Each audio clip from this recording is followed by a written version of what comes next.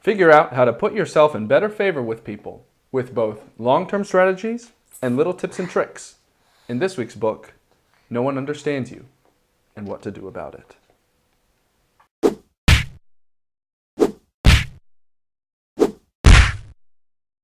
Welcome to 3 Things You Can Use, where Maddie and I analyze the world of lifestyle and entrepreneurship through books, 3 things at a time. This week's book is No One Understands You by Heidi Grant Halvorson. This book is 224 pages paperback and 5 hours, 18 minutes audible. It is described on Amazon as follows. Most of us assume that other people see us as we see ourselves, that they see us as we truly are. But neither is true. Our everyday interactions are colored by subtle biases that distort how others see us and also shape our perceptions of them. You can learn to clarify the message you're sending once you understand the lenses that shape perception. Trust. Are you friend or foe? Power. How much influence do you have over me? And ego. Do you make me feel insecure?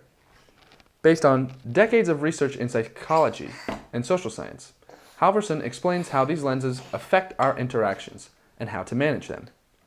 Once you understand the science of perception, you'll communicate more clearly, send the messages you intend to send, and improve your personal relationships. You'll also become a fairer and more accurate judge of others. Halvorson even offers an evidence-based action plan for repairing a damaged reputation. This book is not about making a good impression, although it will certainly help you do that. It's about coming across as you intend. It's about the authenticity we all strive for. The 3 things in this book are No One Understands You, Us versus Them, and Familiarity Breeds. So, Number 1. No one understands you. Your actions are a matter of interpretation, based on the current lens of the perceiver. Your actions probably should be judged by the context. People act differently in different circumstances, and that makes sense. But people are what Heidi refers to as cognitive misers. This means that our brains like to view the world through efficiency and with efficiency. A cognitive miser will interpret situations with the help of their experiences, stereotypes, biases, assumptions, agendas, and overarching lenses to cut down on the work of interpreting every situation to the T. We don't have the brain power to analyze every situation to see if, oh, Bob didn't bring the donuts because his turtle was sick this morning. It's more like, Bob didn't bring the donuts because Bob never brings the donuts. We all do this unconsciously. No one understands you because no one automatically has the intention to understand you. It's up to you to make it their intention by giving them incentives and exploiting their psychology. So what should Bob do in this situation? First off, bring the donuts. No one cares about your turtle. But also, one strategy he could use would be to bring attention to the fact that it was circumstance that influenced his behavior by going out of the ordinary to bring donuts the next day, signifying that he is not an incompetent dunce, but a man who cares for his turtle. Bah!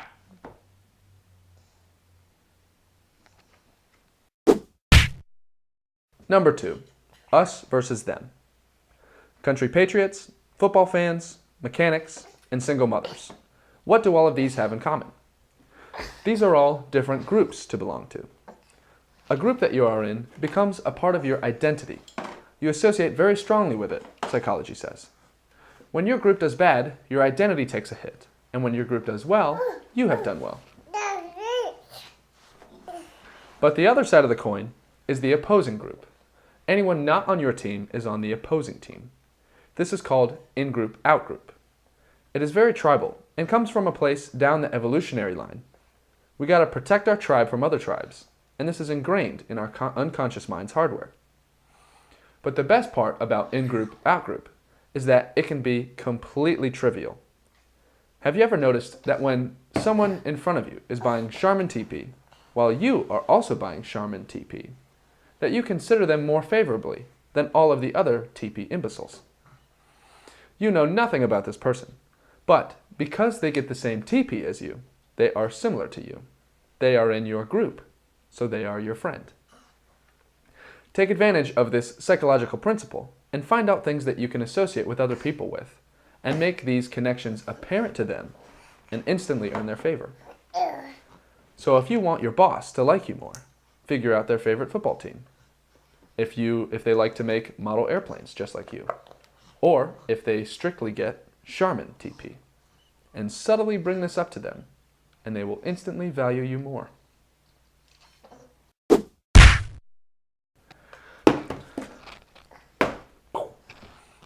Number 3, familiarity breeds contempt? That's what the saying is. But Heidi, the author, says that familiarity actually breeds liking. That more FaceTime is something that can get people to like you more. She says that this happens because brains generally need to rationalize things for the better. When you lost your job a few years ago, it was the greatest thing to ever happen to you because of all the opportunities that opened up or whatever. And this person that you have to see all of the time is actually a friend, not a foe.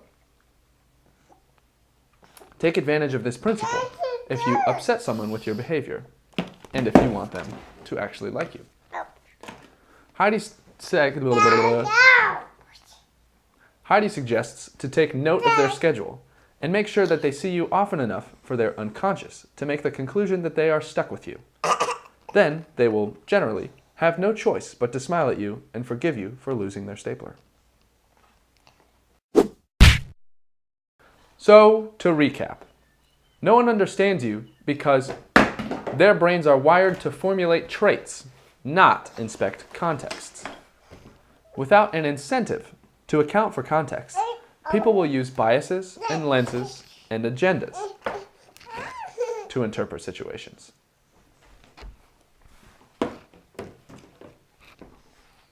Join other people's groups to get them to like you by finding anything that you both have in common and bringing it to their attention. If you've done another person wrong, or you just want them to like you, make sure that they see you everywhere that they go, within reason. At the end, she notes that not only does no one understand you, but it's important to recognize that you don't understand other people either.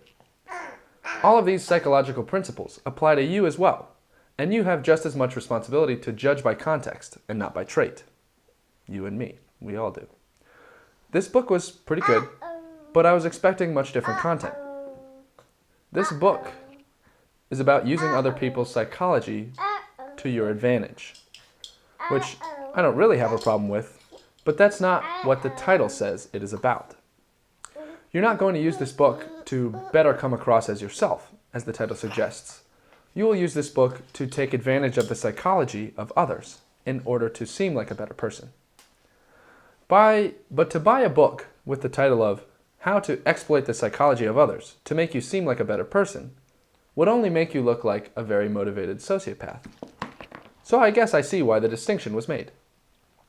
There is a lot of good stuff in this book, but don't read the book if you like the title. Read the book if you are a very motivated sociopath. Thanks for watching. Be sure to subscribe so you don't miss next week's book. Bye. Bye.